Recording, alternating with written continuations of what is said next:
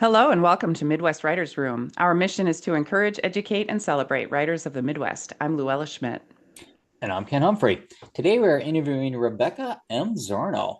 Rebecca writes science fiction and fantasy for overthinkers and romantics. She's a Hal Prize winner, member of the Wisconsin Writers Association, and a full member of the Science Fiction and Fantasy Writers Association. Rebecca is the CEO of Conquer Books, a book coaching firm for science fiction and fantasy writers.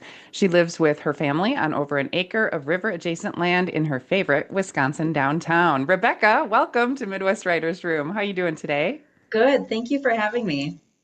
Yeah. Oh, thanks for coming on. This is going to be a great episode. So, just as a primer for everybody out there, this is Rebecca's return visit. We guested her in the fall of 2025, where we focused on one of your books, I believe, Lansom Roads was the book, correct? Yes, fantasy romance series starter. Yep. Today, we're digging into Rebecca herself. We just breezed on it during the last episode. So today, we're going to dig a little bit deeper and learn more about Rebecca. So I'm going to start it off the way we usually start this off with your origin story. When you were young, were you a reader? And growing up, did you know you were going to be a writer? Oh, I was a huge reader. I think many of us are, right? That's where the love of literature starts. And I would go to the library with my grandma and check out like brown paper bags of books. I was, always reading, reading, reading. It never occurred to me to be a writer. I wanted to own a pet store. That was my number one goal as an elementary student. And I remember in second grade doing this project where you had to like draw a picture and write a sentence about your future career. And I wrote, I want to pet store own. And then it was at that moment that I realized that maybe perhaps I don't have the spelling skills of the students around me. And that was further cemented in my mind when I was pulled out of class to do remedial spelling one-on-one support, which I was badly in need of. And that trend kind of continued through elementary school because by the time I was in sixth grade, I was being pulled out of class to go to the fourth grade classroom for spelling with the fourth graders instead of the sixth graders. So even though I was reading a lot, I felt like I was at a disadvantage with my writing. And I don't think at the time, if you had asked me, I could have verbalized it that way, but I kind of had that impression. And looking back, I think that was one of the reasons why it never jumped off the page at me that, like, hey, you too could write books because I was struggling to write about my dream of, owning this imaginary pet store. So this may actually be the first time in an origin story we've heard it launched with the rationale. Yeah, I was a terrible speller, so that made me a writer. Right? I mean, that I seems kind of I at love odds. It's that too, incredible. Ken. Yeah, isn't that I great? think that's very unique. I'm a writer today because I was a terrible speller when I was a kid. I do get a kick out of that. You can overcome anything. Right. Absolutely. Apparently it happens. It does. Okay, so then walk us forward. What was kind of that trigger moment, your Rubicon that you crossed that you said, "Oh, wait, I do want to be a writer." Yeah, so I did continue to be a huge reader, an advanced reader at school. I remember in high school joining a fantasy book group where we read fantasy books, we talked about them, and then we made up like our own world. And I think that was my first experience with world building. It was actually a square planet. We reasoned because there were two suns kind of pulling it apart. Um, but even at that point, I didn't think about, well, we're reading these books by authors, by real people. It just didn't like strike me. I went on to college and I thought by that point, I gave up the dreams of the pet store. I thought I was going to work in the museum world because that really appealed to my sense of like communication, education, arts and culture. And so I double majored in English and art history for my career. And the English major, I thought, well, just for me, because reading is important, books are important. Um, and it wasn't until a year after I graduated, I was going to be joining the Peace Corps. And my sister took me out to dinner a week before I was set to leave to get on the airplane. And she slid this journal across the table at dinner and she said, while you're gone, you keep a journal, I'll keep a journal here in Wisconsin. And when you get back in 2 years, we'll trade these journals and we can find out what each other was doing this whole time and like see all the stories. And she said, oh yeah, and we'll make it into a book. And to be honest, that was like the first moment it ever seemed not just accessible, like something that you would even just decide to write a book. I think a lot of writers come to that conclusion earlier, but for me, it was like that nudge from my sister that like you can decide to do things and you can then go do them. That's really cool. And you're right. A lot of writers come to it kind of along the same path. But what I always find interesting, why I like this question, is a lot of writers have that different trigger, right? That, something happened to them that they experienced and made them realize, wait a minute, I can write a book. I mean, that's a very cool idea between you and your sister, just to trade journals back and forth for 2 years worth. That had to be pretty eye-opening. Yeah, it was kind of vulnerable, even though I'm so close with my sister. Like, there were hard days in Peace Corps. There were days where maybe I was overly honest about that. And then, like, getting that back from her as well. Like, she was a new mother dealing with a baby and, like, trying to grow her career.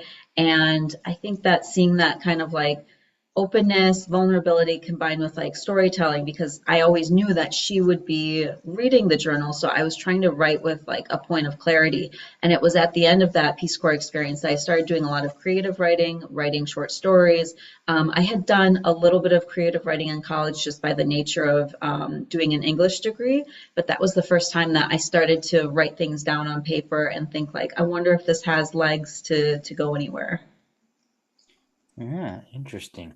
So before we delve deeper into your Peace Corps experience, um, you have three books, three fantasy books that you get to take with you, and they're the only three you get to read. What do you got on your list? I'm putting you on the spot here, but I like this question. Yeah. Okay. Well, I think that I will go with something big and long. I love long books. I would pick right now the first Dungeon Crawler Carl book. Maybe I'd pick book four. I just read through the whole series. There's eight of them now, and they're all like really big books. And that's kind of like science fiction and fantasy. Um, I think I would also pick maybe The Stand by Stephen King. Sometimes you just want a bit of horror, right? And you want to like close the book and then feel good about your life afterwards. Like, well, at least that's not happening. Um, Man, and book three, this feels tricky. I don't know. Can I get like a compilation of all the Game of Thrones books or something? Actually, I want the Winds of Winter. Ken Luella, can you make that happen? Can you get me George R. R. Martin's, last book?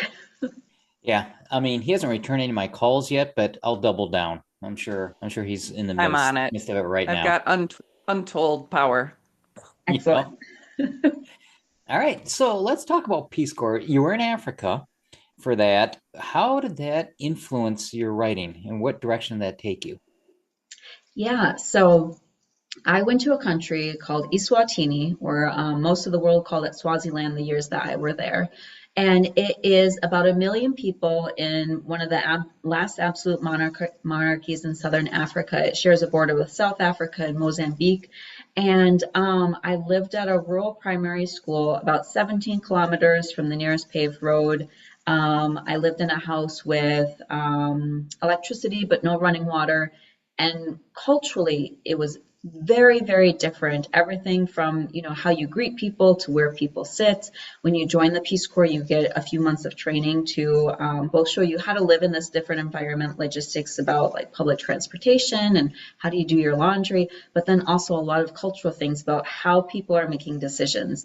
And that experience, like being picked up from my space here in Wisconsin and dropped on the other side of the globe, literally, Eswatini is like as far away as you can possibly get from Wisconsin on the globe. And experiencing this new culture, new way of thinking, I feel was really foundational for my work in science fiction because I think you kind of have to have your mind cracked open a little bit to see what's possible for world building, to think about, people really do make decisions from a different point of view. And you kind of know that theoretically until you're like standing in front of somebody and you're, having like a, miscommunication. and you're like, how are we both not coming to the same point of view? I feel like that kind of has seeped in a lot into my science fiction, definitely, but even my fantasy. So my fantasy series is about a reader going into a new world, like her favorite book series, and lots of communication mishaps there. And so I think it continues to like hold space in my mind for how we really can, and maybe the barriers that like interrupt us as we try to come together and understand each other. That's cool. So when you landed, did you feel like your life had been far more sheltered than you initially thought by the time you're done with the Peace Corps? Did it make you feel like, oh man, I was really sheltered in the way the world works? Yeah, and it wasn't like Eswatini was this big, like bustling metropolis. It's very quiet. I lived in an area that we almost wouldn't even call a village because there's like an intersection that has the store where you'd buy your bread and your rice, and then like a few like focal points around it. But it's like every stone's throw is like another family homestead where they raise crops and cattle and kids walk to school. And just seeing how different it was, like that than Appleton. It took me to the point where I came back to Wisconsin to really like see with new eyes this idea that hey, the things that we do here too are kind of weird and kind of kooky.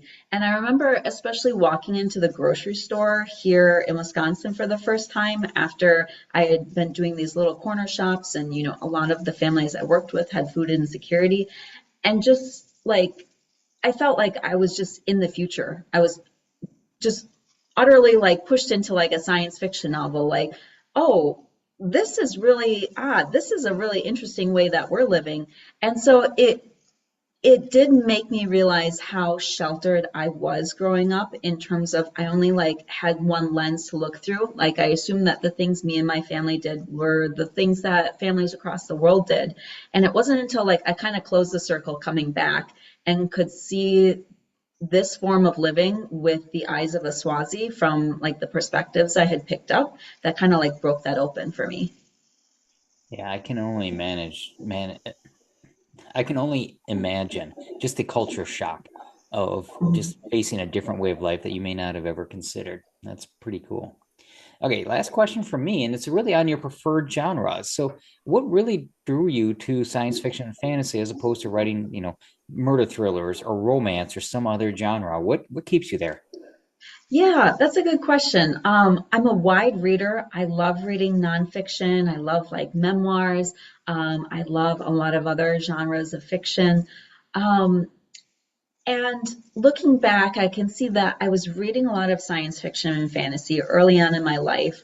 But it's kind of like the more I read, even though I continue to read widely, the more I see that like science fiction and fantasy for me is a good vehicle about thinking about the kinds of things and themes I'm interested in, like the topics about, why we live the way we live, the shared future that we hope for ourselves, or the questions that we ask about why we do the sorts of things we kind of want to do or don't want to do. And I think that there's a lot of genres that are partial to that. Thrillers and suspense get into a whole lot of human psychology, definitely. But I think for like the lens that I bring to it, like science fiction and fantasy, like helps me step back enough to be able to think and look at the world that we're living and how things would change if we just took like a step to the side, or in some sci-fi fantasy books it's like 10 steps to the side, some alternate way of being. And it just gives us a lot of idea of what is possible as people, as writers, of like the world that we're growing around us. And then it remains challenging. And I think that like the world building nature of it is like a puzzle, and it makes me excited to like get back to the page and think about, well, gosh, like I decided how these two like different cultures are gonna like find a shared language and be able to speak after they meet each other in the solar system, but like how do they even measure time? Do they even measure time? Like, there's always like a next question you have to ask yourself when you're building science fiction and fantasy. And sometimes it's infuriating, but sometimes it's just so lovely when you like come upon an answer that feels satisfying to you. And I think that satisfaction is a big reason why we enjoy writing. It's like, oh, that's what it is. Like I came up with that. Yeah, as someone who also grew up reading predominantly fantasy, but also some science fiction, and then having written some fantasy stories, that freedom to create your world is also the biggest drawback because it can be paralyzing. Because you can Yes. say, well, how do they measure time? How do they measure daylight? How do they measure light? I mean, you can go down the rabbit hole of questions to ask yourself to define this world. And you spent weeks doing that and you haven't written one bit of the story yet. You just kind of created this world and this environment and you keep going off on tangents. And yes, I understand it can be very, very frustrating to finally narrow it down to say, all right, we got to figure this out because I got to get moving forward. So I hear you there. Exactly. All right, Luella, should we drop into the WWA message? You bet.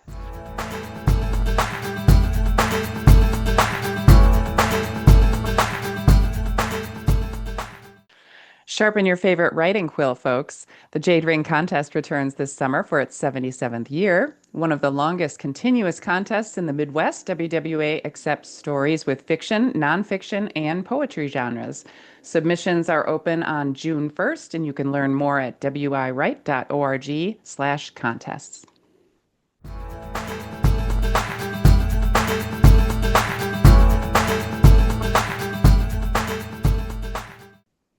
All right, we are back with Rebecca Zornow. I'm going to turn it over to talk a little bit about Conquer Books. So tell us a little bit about your business. Yeah, Conquer Books is a book coaching firm that specializes in speculative fiction writers and science fiction and fantasy manuscripts. And I'm going on about year 6 or 7, and a lot of what I do is work one-on-one with writers, helping coach them through how do you take an idea and get it on the page, or once it's on the page and you have a manuscript, how do you edit it?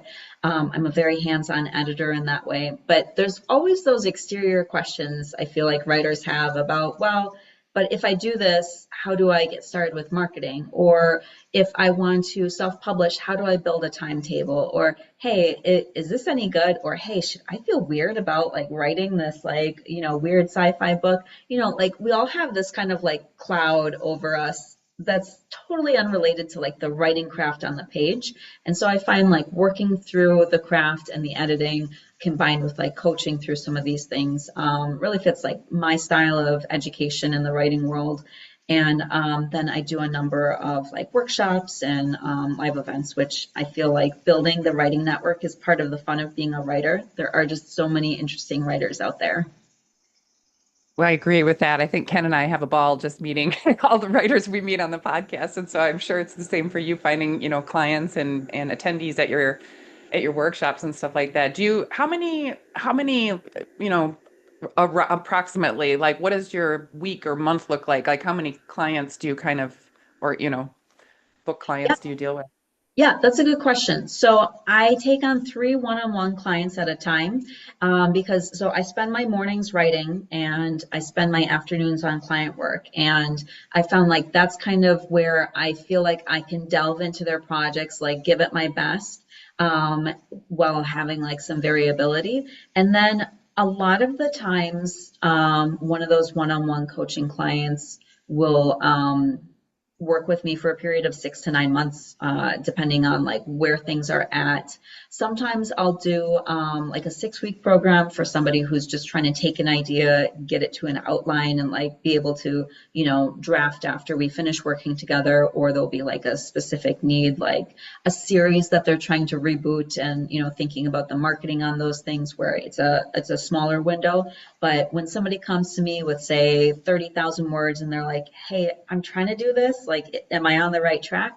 All the way to getting them to the point where they're ready to query an agent or they're ready to move into self-publishing is probably about like 7 or 8 months or so. And then a lot of like just one-on-one chats that people book with me through my website where we just do an hour together and we talk about what's on their mind and try and give like some new perspective and kind of like dig down into, well, what are their values as a writer? How are they trying to make decisions and like what's maybe a path forward for them? So it's a mix of things, which I find like my quiet writing time by myself in the morning feeds me as an introvert. And then like my afternoon time, like continues to reinforce like how interesting and like varied this writing world is. That sounds perfect, actually. I love that. The mix of introvert versus not. I can relate to that. So I appreciate it. So since you are, kind of doing this business, Conquer Books, you must have kind of certain things that you see repeatedly. I'm wondering if you would share one or two of those with us, if there's something that kind of sticks out for you.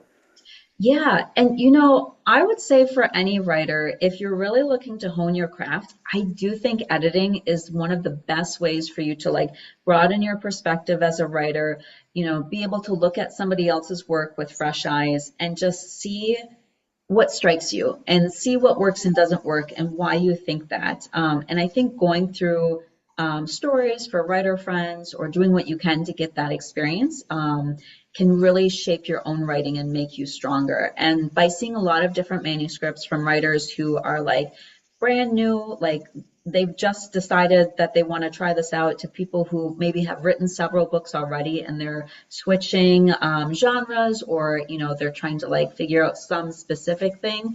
um, I think continually the things that strike me is a lack of connection to the main character, like really plugging into how that main character is able to make decisions, how they're processing the world around them. Sometimes I feel like an early draft or a manuscript from a new writer uses the character almost like a tool rather than a person, where they're trying to manipulate and shape them in a way that's like getting the reader the information we need and then like checking a box, as opposed to feeling like really organic, that like, hey, you almost like feel like you dropped somebody in the story and they come with their own world perspective, they come with their own like mishaps and like their sense of humor. And sometimes writers have a strong sense of that, but they're kind of like holding it off the page in their head, hoping that it's coming through, but it's not quite there. So I would say that's a major one, like continually asking ourselves, do we understand this main character? Do we understand why they're making this decisions that they're making, and how they're like processing the scene in front of them? Yeah, I feel directly called out, Ken. Ouch. This is no, like every single time I try to write a long form anything, like a novel, that is exactly what happens. I have learned this about myself now, having done it a few times. Like everything can come to life except for the protagonist. Every other character comes to life on my first draft. Never, ever, ever, ever the protagonist the first time around. I have learned this now. So Okay, anyway, so you sorry. feel like it doesn't come in on that first draft, but like you layer it in as you go. Like Yeah, it's so deep maybe that it really does take a lot to make a character feel alive. yeah, that was fun. Good to know I'm not alone there, right? Definitely not. Definitely.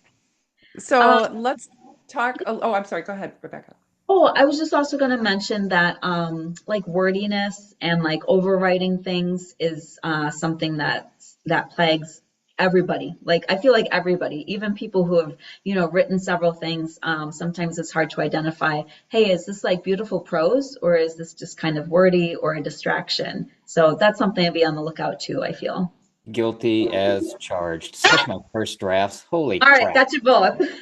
Yes. When I go back and I look at some of the things I've written, like on a first draft, I'm like, why do I have so many freaking words in this paragraph that brought me nowhere? So yeah, it is so hard to burn that out of yourself. I think it's just the nature of I love words. I want to throw as many as I can down. I want to use words in a new way, and then you just get caught in that spiral. Right, but fresh eyes will do that, right? You take a short break from a manuscript, you get back to it, and you're like, oh, okay, I can see this has got to go because I really want this to shine. Yeah, I'm glad to know that we both got called out there. I did. I was just reading something of mine, and I noticed I had 6 pages of characters trying to make a decision. I was like, oh, okay, I got it. Anyway, it's fun to learn your own kind of foibles as we go along this journey. Mhm. So back to Conquer Books. So let's talk a little bit about business strategies that are working for writers. Like, what are you seeing in, among your clients and just in your corner of the world that what is working and what is maybe not working? Yeah, I feel really excited when I see an author who is putting themselves in really deep in terms of research, in terms of networking, in terms of learning all they can about publishing, reading the books at the library, getting on podcasts like Midwest Writers Room, talking to other writers, taking them out to a coffee, because I feel like this is such a varied and nuanced journey, and everybody's writing journey is so different, and you have to take in a lot of information to see what's right for you, what best practices do you see, and really immerse yourself, because this is a lifelong journey. It is a craft building journey, a business building journey, and a lot of times we start writing the book, and like that's the main thing we want to do, but we forget that by doing that, if we want to have people who purchase and write the book, you definitely can just write for the pleasure of writing or write to share with like a specific group of people. But if you're planning on working through sales, putting up a product for purchase, like congratulations, you just also started a business. And I think that this strikes everybody like a little bit down the road where they go, oh, I guess I have all these business decisions to make. Um, and sometimes authors fall into the trap of thinking that writing the book is the business plan, and it's not. Like writing the book is you've created a thing, but thinking about, well, who's your target audience? How are you going to market this? What is your budget for producing the book? What revenue streams are you going to have? Is there like supplemental, like, buckets that you have for, things like a Patreon or other income that's like fleshing this plan out? And I think even a very simple business plan, honestly, even just like 1 or 2 pages of notes on how you are going to get this product finished and in front of readers, and how this process is going to work, can be really valuable. And I think that even just as much as like writing the business plan, getting your thoughts organized, is like coming back to it in 6 months or a year and looking at it and saying like, wow, I thought this would go a lot different. And instead I learned these 4 things that kept me from reaching, my 10,000 newsletter subscribers. Or, wow, I really thought that the challenge was going to be getting a cover designer that worked well with me, but actually it ended up, figuring out how to format the inside of my book, or whatever the hangups are, like having that moment of reflection, I think like then helps you like get to the next thing. And if you're not reflecting, you just kind of like waver in here, and you're like, wait, there's progress? Is there progress? I hope there's progress. Yeah, I would just want to echo that too. I ran my own consulting firm for a long time, and that the recurring reflection period is key. And it can be once a quarter or every 6 months or a year that, like you said, but just sort of watching your learning happening, I think is really important, particularly in an industry like this, because some of our product making does take a long, long time. Yes. And getting curious about, well, what's working well for other authors? What do I see? Does that fit my values? Does it not? Because I don't think that we have to do, all the things. And you see so many different writers on social media, and, you like follow so many different writers' career paths, and collectively watching them out there, it's like, oh, everybody's doing all the things all the time. But it's like, no, you have to really think about like, what are you trying to do? What holds that up? Where are you seeing growth? And like, what aligns with your personality? Because, not everything will work for every genre or every personality type. And that's totally okay. Yeah. And not everybody wants to be everywhere all the time. There's always a happy medium that matches what you're doing and what you want to grow into or build next or whatever. There's always somewhere that you can find yourself. Exactly. So, how about any advice in the marketing space at all for what you're seeing recently? That's a good tie-in, thinking about being everywhere all the time. And one thing that I find really interesting that I feel like has risen again and again is the idea of going where an audience maybe already is built and seeing how you can take advantage of that as a writer, as opposed to continually starting from a baseline zero and trying to build that up. There's been so much conversation about social media in the last half decade and about what it can do for authors. But I think that there's really like a big push that this idea that, well, you have to be on these platforms and you have to have this many followers and you have to, post this many times a day. And I think that it can be just as effective as thinking, well, where are readers finding books of my style? Is that, I need to network more with booksellers? Is it I want to run ebook sales or do a promo stack for my ebook sale and get the word out that way? Is it I'm going to, do live events? Thinking about where they're already who's done the work for you in building an audience that you can show up where there already are readers. And I think social media definitely has a place, but when you put all your eggs in one basket, things can happen like a platform goes stale and it's not as popular as it once was, or it's over monetized, or, even, a big social media giant like accidentally deletes your profile and you lost your thousands of followers on there. And that's one of the reasons why one of my favorite marketing things for authors is building a newsletter list.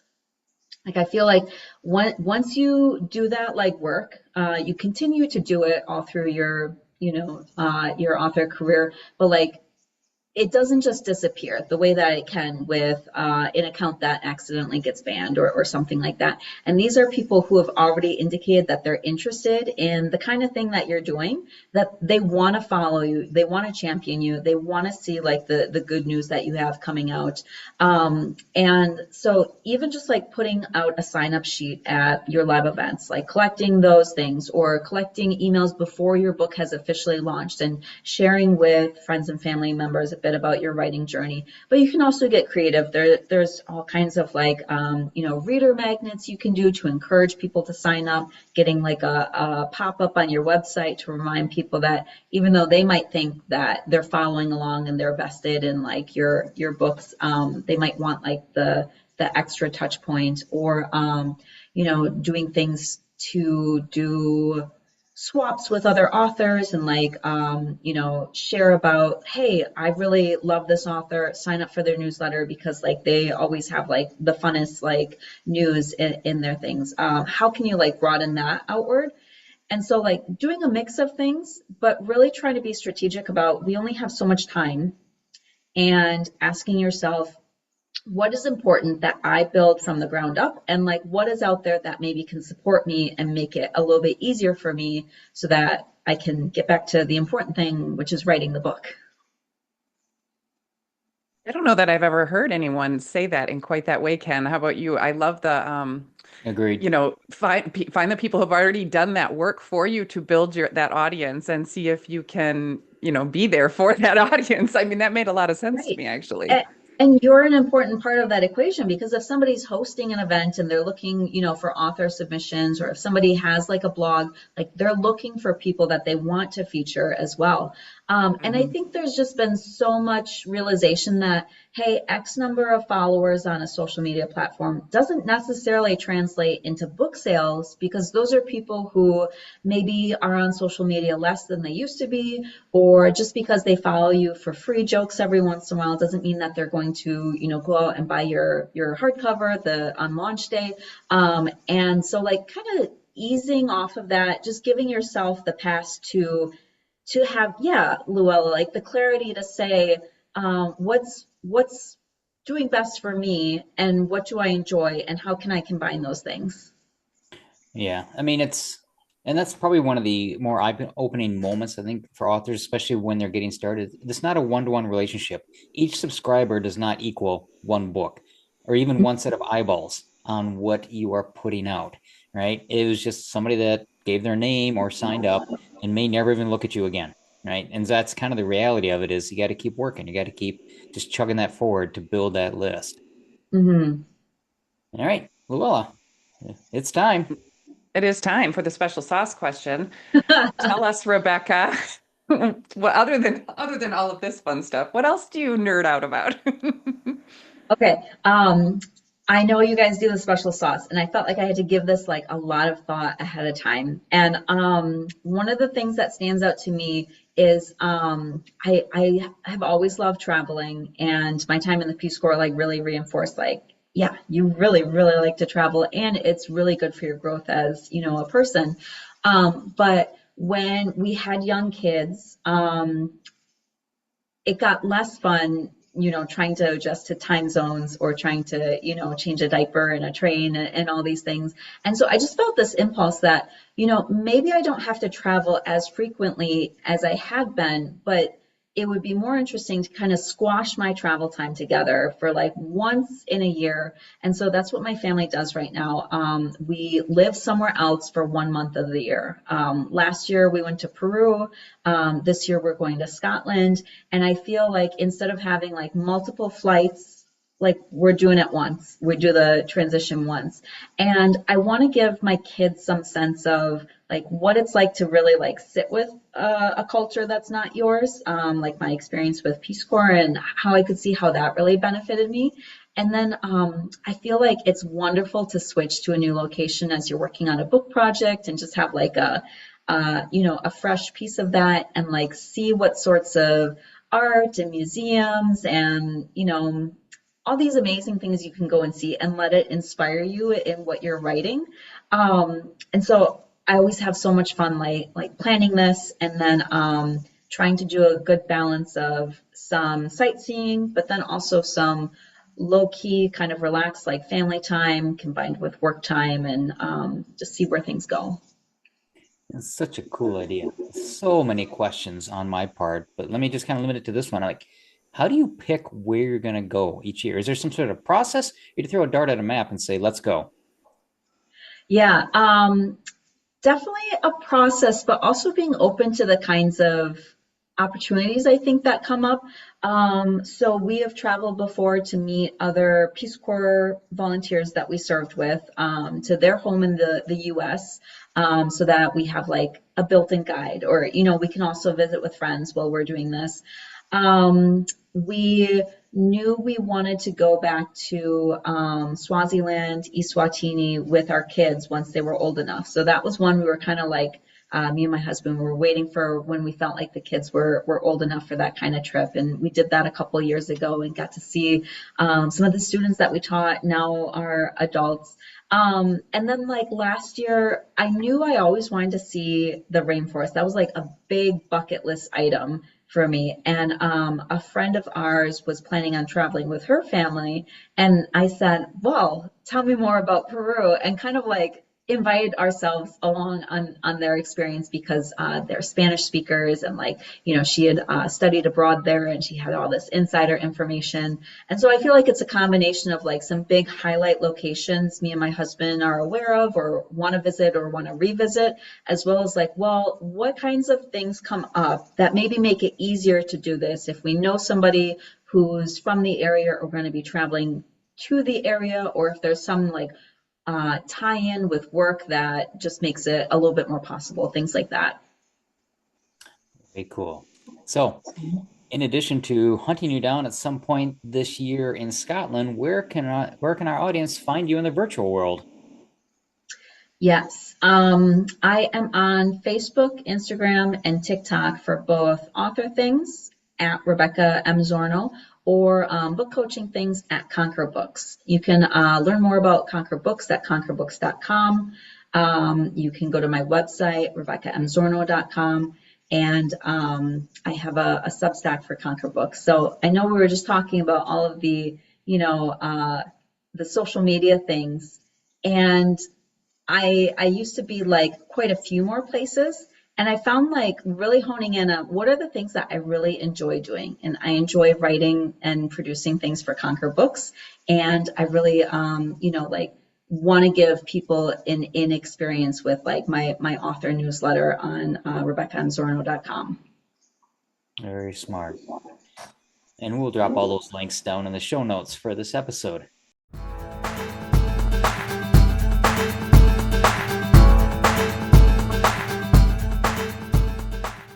All right, Luella, it's time to move on to good news. Yay. All right, listeners, if you want to share your good news with us, we'd be thrilled to call you out on the podcast. Send us a note at podcast@wiwrite.org.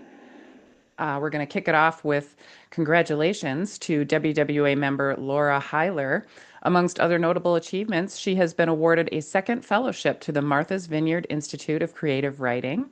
And this was after a Milwaukee school purchased a copy of her middle grade novel for 85 students and invited her to speak before them. Way to go, Laura. We're thrilled for you. Ken, what do you got? All right, so I'm going to talk about my youngest son, Cole. Luella, as my work wife, has met Cole. He's blonde, he's fair-eyed, fair-skinned, kind of husky. So really, I mean, a duplicate of me, really, is what he is.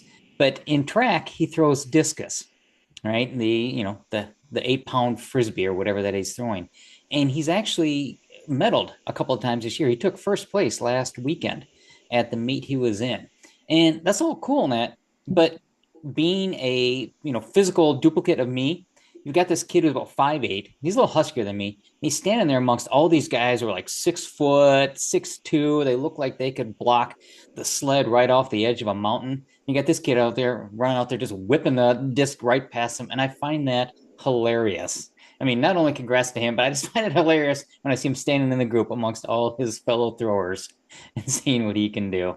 So, way to go, Cole. I'm proud of you, bud. Rebecca, Way to what go, do you got Cole. for us? Yeah, Conquer Books has some good news. We're sponsoring the book swag bag at the Nebula Conference, which is coming up in a couple of weeks in Chicago. So the Nebula Conference is put on by the Science Fiction and Fantasy Writers Association, and I'm excited to see the new Conquer Books logo on the totes. Yep. Yeah, Everybody, let me see. You've got, what did you change it up? You've got the open book. Yes, it's an open Yeah, book with CB on it now. very nice. Yeah, that is yeah. always fun. So everybody keep your eyes open for that logo floating around the Chicago area. Luella, what do you got? Oh, my good news is last week my niece graduated from Temple University in Philadelphia, and my husband and I got to go out and see her walk across the stage yet again. She got a master's degree in music, voice, basically, and so Wow.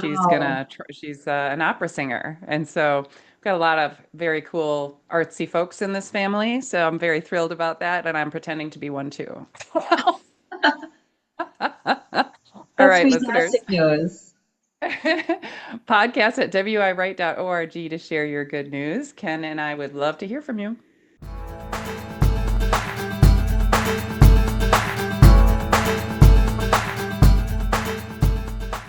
And at this time, I want to thank Rebecca for coming on to the show with us. Folks, if you've enjoyed this episode, please, a 5-star rating in your podcast app of choice is the type of action that helps us grow this program, helps other writers find us. Thanks for hanging out with us in the Midwest Writers Room. I'm Ken Humphrey. And I'm Luella Schmidt. Words ignite imaginations and spark change. Never underestimate the power of storytelling. Midwest Writers Room is a production of the Wisconsin Writers Association. Writing and editing by Luella Schmidt and Ken Humphrey. Sound design and editing by Ken Humphrey. Music for the Midwest Writers Room is written by Michael Ramir C. For more information, please visit wiwrite.org/podcast. Thank you.